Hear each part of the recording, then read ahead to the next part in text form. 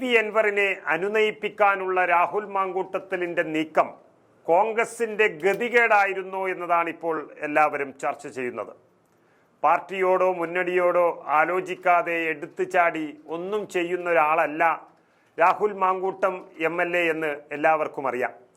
അങ്ങനെയുള്ള ഒരു യുവ നേതാവ് രാത്രി സമയം കണ്ടെത്തി അൻവറിനെ കാണണമെങ്കിൽ അതിലെന്തോ ഉണ്ട് എന്ന് സംശയിക്കുന്നതിൽ തെറ്റില്ല.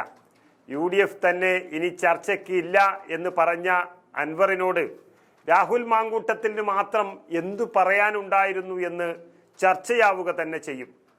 അതിപ്പോൾ കോൺഗ്രസിനും UDFനും വലിയൊരു നാണക്കേടായി എന്ന തരത്തിലേക്ക് കാര്യങ്ങൾ മാറുകയാണ്.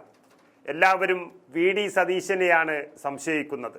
അതിൽ DYFI പറഞ്ഞിരിക്കുന്നത് ഇന്നലെ പണമില്ല എന്ന് പറഞ്ഞ അൻവറിന്റെ അടുത്ത് പാൻഡിട്ട് ഒരാൾ ഓടിയെത്തി അർദ്ധരാത്രിക്ക്. സതീശന്റെ ഏജന്റായി മാപ്പ് അങ്ങോട്ട് കൊടുത്തയച്ചതാവാനും സാധ്യതയുണ്ട് എന്നാണ് അവർ പറയുന്നത്. ഗതികേടോ നിന്റെ പേരോ UDF എന്നായിരുന്നു DYFIയുടെ സംസ്ഥാന അധ്യക്ഷൻ V വസീഫ് തുറന്നടിച്ചത്.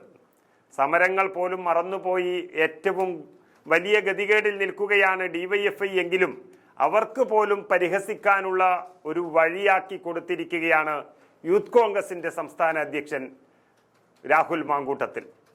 പിണറായി സർക്കാരിനെതിരെയുള്ള പ്രചരണങ്ങളുമായി അൻവർ രംഗത്ത് വരുന്നത് ഭരണവിരുദ്ധ വോട്ടുകൾ ഭിന്നിക്കുന്നതിന് കാരണമാകുമെന്ന് UDF നേതൃത്വം ഭയക്കുന്നുണ്ടെന്നും അൻവർ മത്സരിക്കുമെന്ന് ഇന്നലെ വൈകുന്നേരം തന്നെ സൂചന നൽകിയതിന് പിന്നാലെ യൂത്ത് കോൺഗ്രസ് സംസ്ഥാന അധ്യക്ഷൻ രാഹുൽ മാങ്കൂട്ടത്തിൽ MLA രാത്രി വീട്ടിലെത്തി അൻവറുമായി ചർച്ച നടത്തിയതും ആരോ പറഞ്ഞയച്ചതാണ് എന്നുള്ള തരത്തിലാണ് ഇപ്പോൾ വാർത്തകൾ പുറത്തു വരുന്നത്.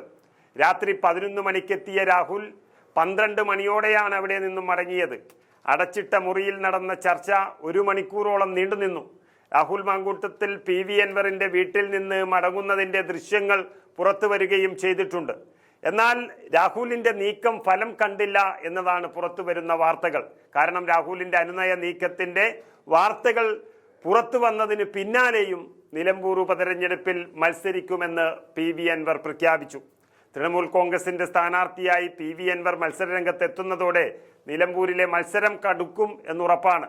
ഭരണവിരുദ്ധ വികാര വോട്ടുകൾ രണ്ടായി മാറുന്നത് അത് UDFന് തന്നെയാണ് നഷ്ടം എന്നുള്ളത് നമുക്കറിയാം. തൃണമൂൽ കോൺഗ്രസിനെ സംബന്ധിച്ച് ദീർഘകാലമായുള്ള കേരള മിഷനിൽ നിലമ്പൂർ തെരഞ്ഞെടുപ്പ് ഒരു പ്രധാന ചുവടുവയ്പായേക്കുമെന്നും വിലയിരുത്തപ്പെടുന്നു. കേരളത്തിൽ ചുവടുറപ്പിക്കാൻ നേരത്തെയും മമതാ ബാനർജിയുടെ നേതൃത്വത്തിലുള്ള തൃണമൂൽ ശ്രമം നടത്തിയിരുന്നു. നിലമ്പൂരിലെ സിറ്റിംഗ് MLA ആയിരുന്ന അൻവർ രാജിവെച്ച ഒഴിവിൽ അവിടെ ഉപതെരഞ്ഞെടുപ്പ് നടക്കുമ്പോൾ അദ്ദേഹത്തെ വെച്ചു തന്നെ ഒരു മത്സര പോരാട്ടത്തിനിറങ്ങാൻ തൃണമൂൽ കോൺഗ്രസിന് കഴിഞ്ഞു എന്നുള്ളതും പ്രത്യേകതയുണ്ട്.